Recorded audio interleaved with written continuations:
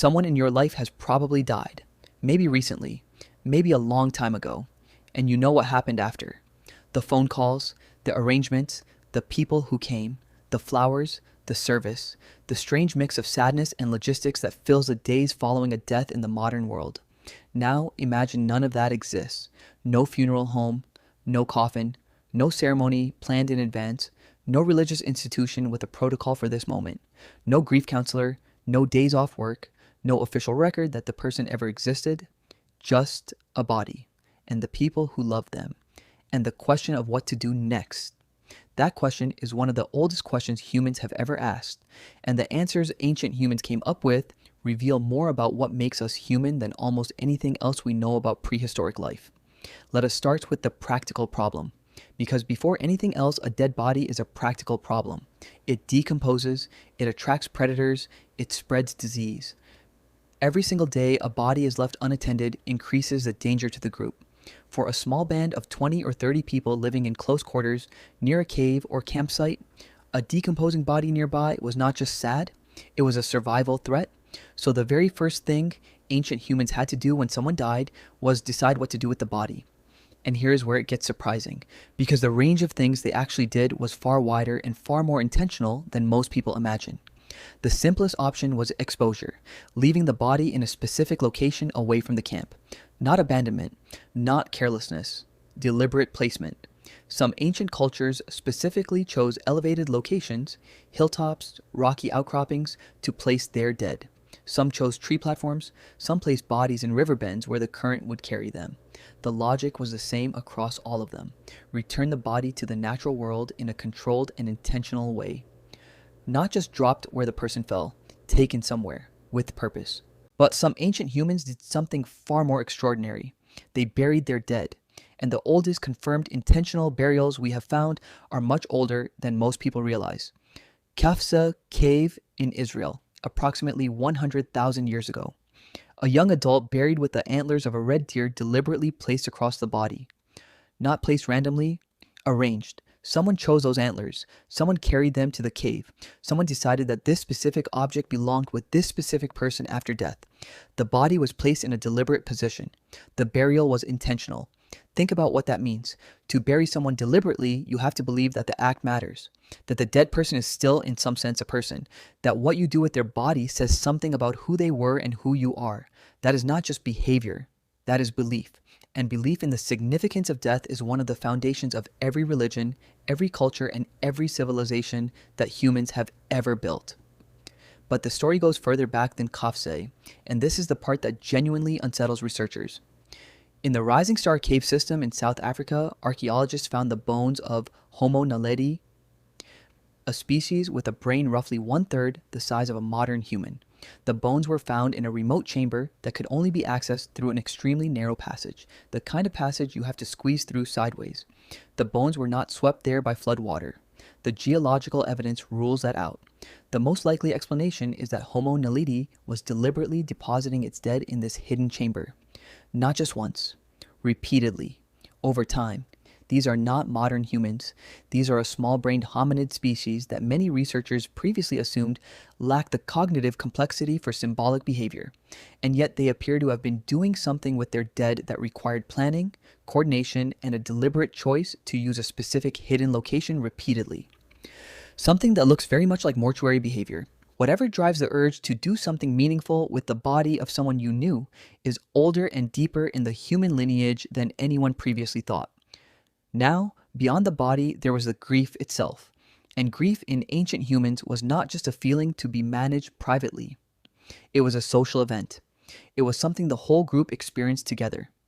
Think about the nature of a small band of hunter-gatherers, 20 to 40 people. Everyone knows everyone. Everyone depends on everyone. When a hunter dies, the group loses a source of food. When a mother dies, an infant may not survive. When an elder dies, a lifetime of accumulated knowledge about the landscape, which plants are poisonous, which passes are safe in winter, where the water sources are, all of that walks out of the world with them.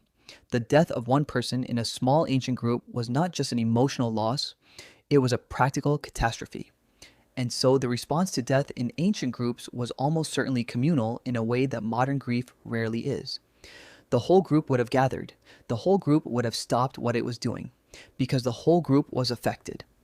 Anthropologist Polly Wiesner spent years documenting the Juhuansi people of the Kalahari, one of the most studied surviving hunter-gatherer groups. And what she documented around death is striking. When someone died, the group gathered. Stories were told about the person. Their life was recounted out loud. Their relationships were spoken of. Their skills remembered. Their name repeated. The act of communal remembering was not incidental to the grief. It was the grief. It was how the group processed the loss of someone they depended on. And it was also how the group decided what came next, who would now take on the roles the dead person had held, who would care for the children they left behind, how the alliances the dead person had maintained would be preserved. Death in a small ancient group forced an immediate reorganization of the social structure. The gathering around the fire after a death was not just mourning, it was governance. There is evidence from multiple ancient sites that objects were placed with the dead, not just the deer antlers at Qafzeh. At the Sungir site in Russia, dating to approximately 34,000 years ago, researchers found two children buried together. And what was buried with them is extraordinary. Over 10,000 ivory beads that had been sewn into their clothing, thousands of hours of work, fox teeth pendants, carved ivory objects, spears made from straightened mammoth ivory, one spear over 2 meters long. This was not a quick practical burial. This was a ceremony. This took time.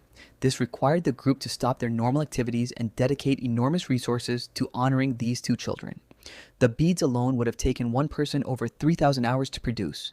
The group chose to bury all of that with the children rather than keep it for the living. That is one of the most moving things in the entire archaeological record. A group of people 34,000 years ago who had very little decided that what they had should go with the children they had lost. Not because a religion told them to, not because a law required it, but because that is what the loss meant to them. Ochre appears at many ancient burial sites.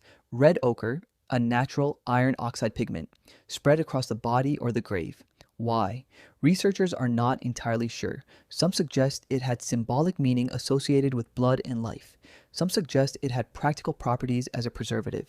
Some suggest it was simply the most vivid and meaningful color available, and using it was a way of marking the significance of the moment. Whatever the reason, ochre at a burial site is a signal. It says someone cared enough to do more than the minimum. Fire was almost certainly part of how ancient groups spent the night after a death, not to dispose of the body necessarily, but because fires were ancient humans gathered for every significant social event. The campfire at night was the ancient equivalent of a communal space. It was where decisions were made, where stories were told, where the group became more than a collection of individuals. After a death in the group, that fire would have burned through the night while people sat together and did what humans have always done in the face of loss. Remembered, talked, cried, and eventually slept and woke and continued. Because continuing was not optional. In the ancient world, grief had no official duration. There was no week of mourning followed by a return to normal.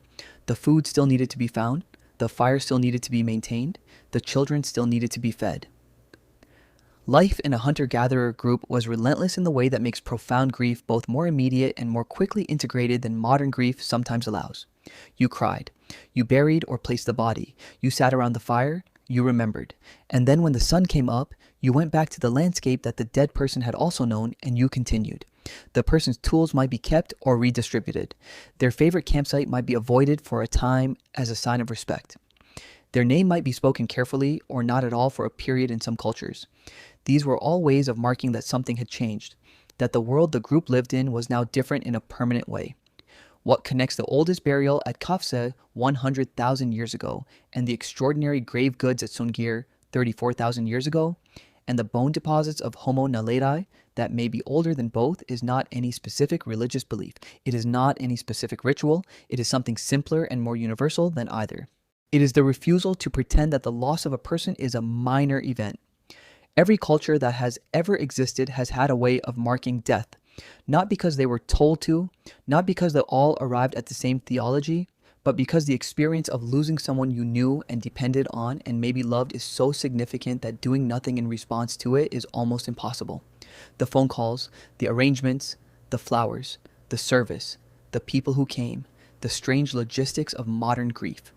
All of that is just the latest version of something that began when someone carried deer antlers into a cave in Israel 100,000 years ago and placed them across the body of someone they could not bear to simply leave.